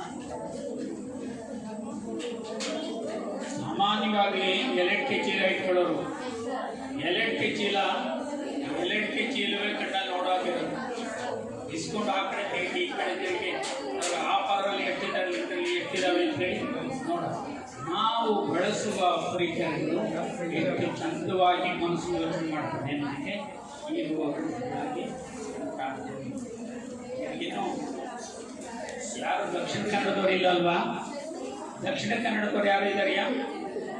ನೀವು ಯಾರಾದರೂ ದಕ್ಷಿಣ ಕನ್ನಡದವರು ಇದ್ದರೆ ಅಲ್ಲಿ ಭೂತಾರಾಧನೆ ಅಂತ ಒಂದು ಆರಾಧನಾ ರೂಪ ಇದೆ. ಇಲ್ಲೇ ಕೇಳೋಣ. ಭೂತಾರಾಧನೆ ಅನ್ನೋದಿದೆ. ಅದಕ್ಕೆ ತೆಂಗಿನ ಗರಿ ಹೂವುಗಳ ಅಲಂಕಾರ ನೋಡಿದ್ರೆ ಹೆಚ್ಚು ಬೆಳೆದಿದೆ. ಪ್ರಪಂಚದಲ್ಲಿ ಇನ್ನೊಂದನ್ನು ಹೋಲಿಸಕ್ಕಾಗಲ್ಲ. ಮಲ್ಲಿಗೆ ಸಣ್ಣ ಮಕ್ಕಳು ಎಳೆ ಮುಕ್ಕನಲ್ಲಿ ಹೆಣೆದುಕೊಂಡಿರೋ ಒಂದು ದಂಡೆ ಬರ್ತದೆ.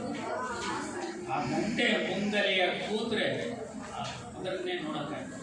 ಅರ್ಶನ ಆದ ಎಳೆ ಅಂತ ಮೇಕಪ್ ಇದೆ, ಮೇಲೆ ಗರೀಲಿ ಮೈಗೆಲ್ಲ ಗರೀನು ಬಿಟ್ಕೊತಾರೆ.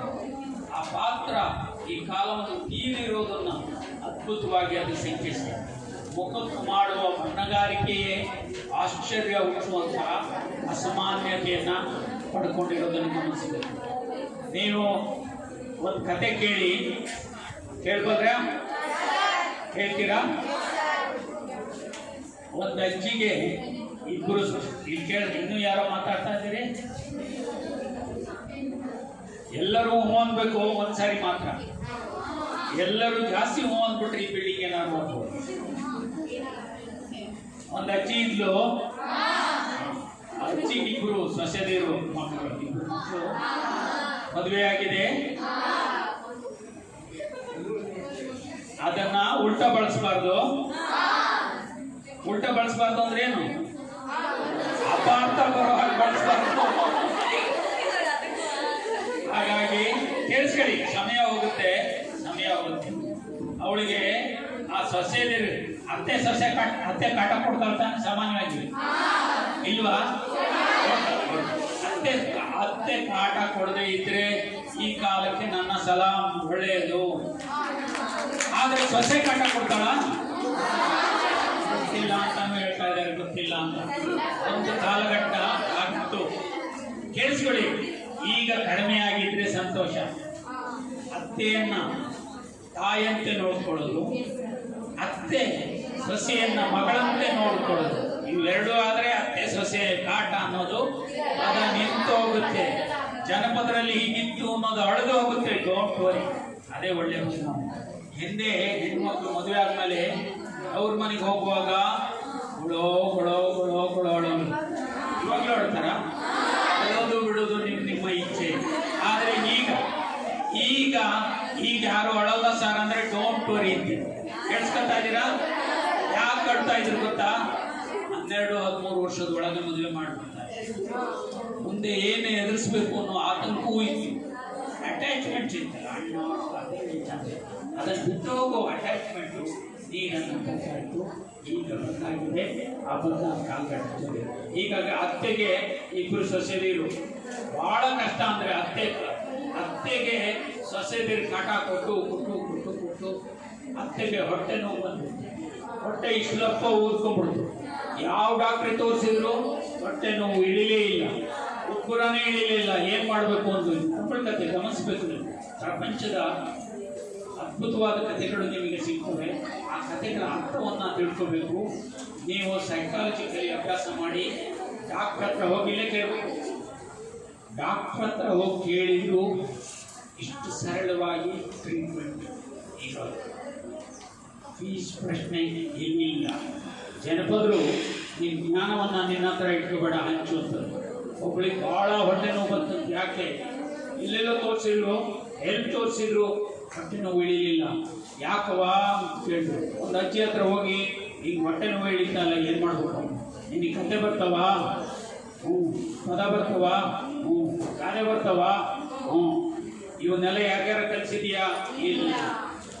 ಮೊದಲು ಕಲಿಸೋಗು ಅಂತ ಹೇಳಿ ಪದ ಕಲಿಸ್ಕೊಡೋದು. ಜ್ಞಾನವನ್ನು ಎತ್ಕೋಬಾರ್ದು, ಹಂಚಬೇಕು. ಅದನ್ನು ಎಷ್ಟು ಸರಳವಾಗಿ ಹೇಳ್ಕೊಡುವಂಥ ರೂಪಗಳಿದೆ. ಈಗ ಈ ಕಥೆಗಳು ಹೊಟ್ಟೆ ಉಬ್ಬಿಟ್ಟಿದೆ, ಏನು ಮಾಡಬೇಕು ಅಂತ ತಿಳಿತಾ ಇಲ್ಲ. ಆಗ ಏನು ಮಾಡ್ತಾಳೆ ಅವಳು? ಏನು ದಿಕ್ಕು ತೋರಿಸದೆ ಒಂದು ಆಳು ಮನೆಗೆ ಹೋಗ್ತಾಳೆ. ಎಲ್ಲ ಮನೆ ಸೂರೆಲ್ಲ ಹೋಗ್ಬಿಡುತ್ತೆ. 4 ಕಡೆ ಗೋಡೆ ಇದ್ದಾವೆ. ಆ ಗೋಡೆ ಹತ್ರ ಹೋಗ್ಬಿಟ್ಟು ಒಂದು ಗೋಡೆ ಹತ್ರ ನಿಂತುಬಿಟ್ಟು ನನಗೆ ಇಂತಿಂತ ಕಾಟ ಕೊಟ್ಟರು, ನೋವಾಯಿತು ಅಂತ ಹೇಳ್ಕೊತಾಳೆ. ಆ ಗೋಡೆ ಬಿದ್ದೋಗುತ್ತೆ. ಹೊಟ್ಟೆ ಒಂದಿಷ್ಟು ಇದೆ. ಇನ್ನೊಂದು ಕಡೆ ತಿರುಗ್ತಾಳೆ. ಹಿಂಗಾಯ್ತು ಅಂತ ಎಲ್ಲ ಹೇಳ್ಕೊತಾಳೆ. ಆ ಗೋಡೆ ಬಿದ್ದೋಗುತ್ತೆ. ಮತ್ತಷ್ಟು ಹಿಡ್ಕೊಳ್ಳುತ್ತೆ. ಇನ್ನೊಂದು ದಿಕ್ಕಿತಾಳೆ. ಈಗ 4 ದಿಕ್ಕು ದಿಕ್ಕಿ ಮನಸ್ಸನ್ನು ಹಗುರ ಆಗುವ ಹಾಗೆ ಬಿಚ್ಚಿ ಹೇಳ್ಕೊತಾಳೆ. ಯಾರಿಗಾರು ಹೇಳಬೇಕು ಅಂತ ಹೇಳಿಸ್ಕೊತಾಳೇನೋ, ಆದರೆ ಮನಸ್ಸು ಹಗುರ ಆಗುವಾಗ ಹೇಳ್ಕೊತಾಳೆ. 4 ಗೋಡೆ ಬಿದ್ದು ಹೋಗುತ್ತೆ, ಹೊಟ್ಟೆ ಹಿಡಿದು ಹೋಗುತ್ತೆ. ಆರಾಮಾಗಿ ಮನೆಗೆ ಹೋಗ್ತಾಳೆ ಅಂತ ಸರಳವಾದ ಕಥೆ. ಇನ್ನೊಂದು ಕಥೆ ಹೇಳೋದ್ರ ಮೂಲಕ ನನ್ನ ಬಹುಶಃ ಈ ಕತೆ ಗಮನಿಸಿ ನೀವು ಹೆಣ್ಮಕ್ಳಿಗೆ ಆದರೆ ಈ ಕತೆ ಹೇಳೋದು ಖುಷಿ. ಯಾಕಂದರೆ ನಾನು ಹೇಳಿದ್ವಿ ಬರೀ ಹೆಣ್ಮಕ್ಳಲ್ಲ, ಅನೇಕ ಜನರೇಷನ್ ನಿಮ್ಮ ಕೈಲಿದೆ, ಅನೇಕ ಸ್ಕೂಲ್ಗಳು ನೀವು ಆಗ್ತೀರಿ. ಕರೆಯುವ ಅಂತ ಒಂದು ಕತೆ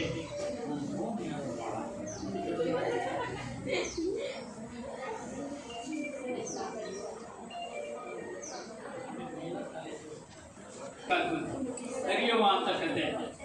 ಅವಳು ಬಸುರಿ ಆದವ್ರಿಗೆ ಏನೇನೋ ತಿನ್ಬೇಕು ಅಂತ ಇಷ್ಟ ಅಲ್ವಾ? ಏನೇನು ತಿನ್ಬೇಕು?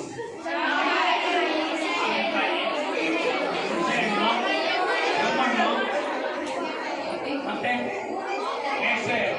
ನೀವು ಪಾಠ ಯಾವ್ದು ಹೇಳ್ಕೊಡ್ತೀರೋ ಬಿಡ್ತೀರೋ ಅವ್ರಿಗೆ ಬೇಕಾದವ್ರು ಕಲ್ತಿರ್ತಾರೆ.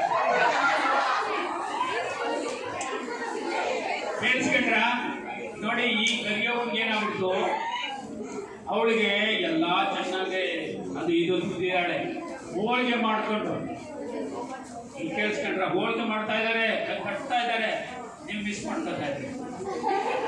ಹೋಳಿಗೆ ಮಾಡ್ಕೊಂಡು ಚೆನ್ನಾಗಿ ತಿನ್ಬೇಕು ಅಂತ ಆಸೆ. ಏನು ಮಾಡೋದು, ಈ ಅತ್ತೆ ಒಂದು ಐತಲ್ಲ, ಅದಕ್ಕೆ ಅತ್ತೆಗೆ ಒಂದು ಚೀಲ ಕೊಟ್ಬಿಟ್ಟು ದುಡ್ಡು ಕೊಟ್ಬಿಟ್ಟು ಸಮಾನ ಮಾಡ್ಕೊಂಡು ಹೋಗಿ ಸಂತೆಗೆ ಸಮಾನ ಮಾಡ್ಕೊಂಡು ಕಳಿಸ್ಬಿಟ್ಟು ಚೆನ್ನಾಗಿ ಹೋಳಿಗೆ ಮಾಡಿಕೊಂಡು ಚೆನ್ನಾಗಿ ಅಡುಗೆ ಮಾಡ್ಕೊಂಡು ಇಟ್ಕೊಂಡು ತಟ್ಟೆಗೆ ಕೊಡಿಸ್ಕೊಂಡು ತಿನ್ನಬೇಕು. ತುಪ್ಪ ಹೋಳಿಗೆಗೆ ತುಪ್ಪಿಲ್ಲ ಅಂತ ಕಾಂಬಿನೇಷನ್ನ ಸರಿ ಹೋಗಲ್ಲ. ಏನು ಮಾಡೋದು ಅಂತೇಳಿ ಎಲ್ಲ ಬುಡ್ಡಿಗೆ ತುಂಬಿಕೊಂಡು ಮೇಲೊಂದು ಬಟ್ಟೆ ಹಾಕ್ಕೊಂಡು ಕರಿಯವನ ಗುಡಿಗೆ ಹೊಂಟ ಎಲ್ಲ ತುಪ್ಕೊಂಡು ಹೋಗಿ ಕರಿಯವನ ಗುಡಿಗೆ ಹೋಗಿ ಬಾಗಿಲು ಹಾಕ್ಕೊಂಡು ಕರಿಯವನ ಗುಡಿಯೊಳಗೆ ದೀಪ ಇತ್ತಲ್ಲ, ಆ ದೀಪದಾಗಿರೋ ತುಪ್ಪನೆಲ್ಲ ಬಗ್ಗಿಸ್ಕೊಂಡು ತಟ್ಟಿಗೆ ಹೋಳಿಗೆ ಬಗ್ಗಿಸ್ಕೊಂಡು ಚೆನ್ನಾಗಿ ಹೋಳಿಗೆ ತಿಂದು ಹೋಳಿಗೆ ತಿಂತಾ ಇದ್ದಾಳೆ. ಕರಿಯೋ ಹಿಂಗೆ ನಿಂತಿದ್ದಲ್ಲ, ಇದೇ ಹಿಂಗೆ ತಿಂತದಾಳ ಅಂತ ತಿಂದು ಅವಳು ಬಾಡಿಗೆ ಅವ್ರು ತಿಂದು ಕರಿಯೋ ಹೋಳಿಗೆ ಚೆನ್ನಾಗಿ ತಿಂದ ಮನೆಗೆ ಹೋದ್ರು. ಬೆಳಿಗ್ಗೆ ಪೂಜಾರು ಬಂದ್ಬಿಟ್ಟು ನೋಡ್ತಾರೆ, ಅಯ್ಯೋ ಕರಿಯೋ ಒಂದು ಏನು ಕತೆ ಮಾಡೋದು ನೋಡಿದ್ರೆ ಹಿಂಗಾತಲ್ಲ, ಏನು ಕತೆ ಮಾಡೋದು. ಊರಿಗೆಲ್ಲ ತಮಟೆ ಸಾರಿಸ್ತಾರೆ, ಮನೆಗೆ ಒಂದು ಅಡಿಗೆ ಎಡೆ ಮಾಡ್ಕೊಂಡು ಹೋಗ್ತಾರೆ. ಎಲ್ಲರೂ ಹೋದ್ರು ಕರಿಯೋ ಒಂದು ಮುಖ ಆಗೋದೇ. ಆಮೇಲೆ ಯಾರು ಬಂದಿಲ್ಲ ಕೇಳುವಂತ, ಮಲ್ಲವನ್ ಸಸಿ ಅಮ್ಮ ಒಂದು ಬಂದಿಲ್ಲ. ಆವಾಗ ಅವಳು ಕರೀತಾರೆ. ಅವಳೇನು ಮಾಡ್ತಾಳೆ, ಬರ್ತಾಳೆ, ಬಂದು ಬಾಗಿಲು ಹಾಕ್ತಾಳೆ. ಅವಾಗಲೂ ಬಾಗಿಲು ಹಾಕೊಂಡು ಕರಿಯವನ್ ಕೇಳ್ತಾಳೆ, ಕರಿಯವ ದೇವ್ರ ಹತ್ರ ಏನು ಮಾತಾಡ್ತೀರ ನೀವು? ಚೆನ್ನಾಗಿ ಮಾತಾಡ್ತಾರೆ, ಎಷ್ಟು ಸರಳವಾಗಿ ಮಾತಾಡೋದಿದೆ, ರೆಸ್ಪೆಕ್ಟ್ ಕೊಟ್ಟು ಮಾತಾಡೋದಿದೆ. ದೇವ್ರನ್ನ ಹೊಡಮರ ನೀವೇನು ಕೊಡ್ತಿಲ್ಲ, ನೀನು ಅವಾಗ ಹೊಡೆದ್ಬಿಟ್ಟೆ ಕೊಟ್ಬಿಡು, ಸುಮ್ಮನೆ ಎಡಗಡೆದಾರು ಕೊಡು, ಬಲಗಡೆದಾರು ಕೊಡು, ನೀವು ಅವ್ರು ಕೊಡು, ನೀವು ಯಾವ್ದಾರು ಕೊಡೋದು ಮೊದಲು ಬೇಗ ಕೊಡು ಅಂತ ಅಪ್ಪನ ಕೇಳ್ತಾರೆ. ದೇವ್ರ ಜೊತೆಗೆ ಇಂಟ್ರಾಕ್ಷನ್ ಹೆಂಗಿರುತ್ತೆ ಜನಪದರು ಅನ್ನೋದು. ಆಗ ಅವಳು ಕರಿಯವನ್ ಹೇಳಿ, ಅಲ್ಲ ಕರಿಯವ, ಊರವರೆಲ್ಲ ಬೆಳೆದಿರೋ ಊರವರೆಲ್ಲ ತಂದು ಹಾಕಿರೋ ತುಪ್ಪ, ನನ್ನ ಗಂಡ ಬೆಳೆದಿರೋ ಬೇಳೆ, ನಂದ ನಾನು ತಿಂದ್ರೆ ನಿಂಗೆ ಗುರುತು.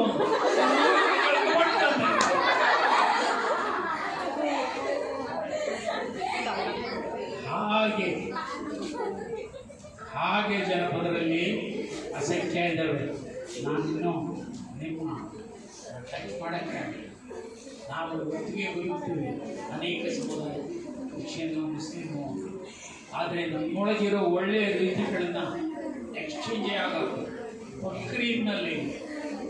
ಬಕ್ರೀದ್ನಲ್ಲಿ ನಾವು ಊಟ ಮಾಡುವ ಅಡಿಗೆಯ ಭಾಗವನ್ನು, ಮಾಂಸದ ಭಾಗವನ್ನು ದಾನ ಮಾಡಬೇಕು ಅಲ್ವೇ? ಹಾಗೆ ದಾನ ಮಾಡುವ ಪದ್ಧತಿಯನ್ನು ಕಟ್ಟುನಿಟ್ಟಾಗಿ ಮುಸ್ಲಿಂ ಸಮುದಾಯ ಪಾಲಿಸಿಕೊಳ್ಳಬೇಕು. ಬಡವರಿಗೆ ಕೊಡಬೇಕು, ಏನು ಇಲ್ಲದವರಿಗೆ ಕೊಡಬೇಕು ಅಂತ ಹೇಳೋದು. ಸೂಫಿ ಅಂತ ಒಂದು ದೊಡ್ಡ ಸಂಪ್ರದಾಯ ಇದೆ. ನನಗೆ ಏನೂ ಇಲ್ಲದಂಗೆ ಮಾಡಪ್ಪ, ನನ್ನನ್ನು ನಿರ್ಗತಿಕನನ್ನಾಗಿ ಮಾಡು, ನನಗೆ ಒಳ್ಳೆತನ ಬರುತ್ತೆ ಅಂತ ಅರ್ಥ ಗ್ರಹಿಕೆಗಳಿರುವಂತಹ ರೂಪಗಳು ಅಲ್ಲಿ ಇದ್ದಾವೆ. ಇವುಗಳನ್ನು ನೀವು ಬದಲಾಯಿಸಬೇಕು. ಜ್ಞಾನ ಅನ್ನೋದು ಒಂದೇ ದಿಕ್ಕಲ್ಲಿ ಇರಲ್ಲ, ಹಲವು ದಿಕ್ಕು. ನೀವು ಬಳಸ್ಕೊಂಡು ಕಡಿಕೆ, ಹೀರ್ಕೊಂಡು ಕಡಿಕೆ, ತಕ್ಕೊಂಡು ಕಡಿಕೆ, ಇಟ್ಕೊಂಡು ಕಡಿಕೆ, ಮತ್ತೆ ಇಷ್ಟು ಕಡಿಮೆ ಅಂತ ಹೇಳೋದಕ್ಕೆ ಇಷ್ಟಪಡ್ತೀನಿ. ನೀವೆಲ್ಲ ಇಷ್ಟು ಹೊತ್ತು ಸಾಮಾನ್ಯವಾಗಿ ಹಿಡಿತಕ್ಕೆ ಇರೋದಕ್ಕೆ ಕಡಿಮೆ ಇರುವಾಗ ಇಷ್ಟೊತ್ತು ಅತ್ಯಂತ ಶ್ರದ್ಧೆಯಿಂದ ಕೇಳಿದಿರಿ. ಇದನ್ನು ಮತ್ತೆ ಪರಿಶೀಲಿಸಿ ನಿಮಗೆ ಒಳಿತನಿಸುವ ಭಾವವನ್ನು ಕಟ್ಟಿ ಮುಂದಕ್ಕೆ ಹೋಗಿ. ಹಾಗಾಗಿ ನಿಮ್ಮ ಮನಸ್ಸು ಅರಳಿರಲಿ, ಓದಿನ ಕಡೆಗೂ ಎಚ್ಚರ ಇರಲಿ, ಓದಿನ ಮೂಲಕ ಬದುಕು ತೆರೆಕೊಡುತ್ತೆ ಅನ್ನೋ ಮಾತನ್ನು ಹೇಳ್ತಾ ಇಂಥದ್ದೊಂದು ಸಂದರ್ಭವನ್ನು ಬಾಲಾಜಿ ಅವರು ಮತ್ತು ಇಂಥ ಭಾಳ ಒಳ್ಳೆಯ ಸಂಘಟನೆಯನ್ನು ಮಾಡಿರೋ ಅಂಕನಹಳ್ಳಿ ಡಾಕ್ಟರ್ ಅಂಕನಹಳ್ಳಿ ಪಾರ್ಥ ಅವರು PhD ಮಾಡಿರುವಂತಹ ಸೃಜನಶೀಲ ಕಥೆಗಾರರು ಆಗಿರುವ ಅಂಕನಹಳ್ಳಿ ಪಾರ್ಥ ಅವರು ಈ ಜಿಲ್ಲಾ ಸಂಘಟನೆಯನ್ನು ಮುಂದುವರಿಸ್ತಾ ಇದ್ದಾರೆ. ಅವರ ಪರಿಶ್ರಮ, ಅವರ ಬಳಗದ ಪರಿಶ್ರಮ, ಕಲಾವಿದರೆಲ್ಲರ ಜೊತೆ ನಾನು ಕಲಾವಿದರ ಜೊತೆಗೆ ಇಲ್ಲದೆ ಇರೋ ಕಡಿಮೆ ಕಾಲ ಅಂದರೆ ಈಗೊಂದು ಆಗ್ತದೆ ಅಷ್ಟೇ. ನನ್ನ 35 ವರ್ಷದಲ್ಲಿ ಯಾವ ವಾರವೂ ಇಲ್ಲದೆ ಇಲ್ಲೇ ಇಲ್ಲ. ಅಷ್ಟು ಕಡಿಮೆ ಕಾಲ ಮತ್ತು ಕೊರೋನಾ ಕಾಲದಲ್ಲಿದ್ದೀವಿ. ನಿಮ್ಮ ಜೊತೆಗೆ ಕಳೆದ ಸಮಯ ಅತ್ಯಂತ ಪ್ರೀತಿಯದು. ನಿಮ್ಮೆಲ್ಲರಿಗೂ ಒಳ್ಳೆಯದಾಗಲಿ, ಮೇಷ್ಟ್ರ ಪರಿಶ್ರಮಗಳು ಸಾರ್ಥಕಗೊಳ್ಳಲಿ, ಅವರಿಗೂ ಸಲಾಂ ಇರಲಿ. ಒಳ್ಳೆಯದು.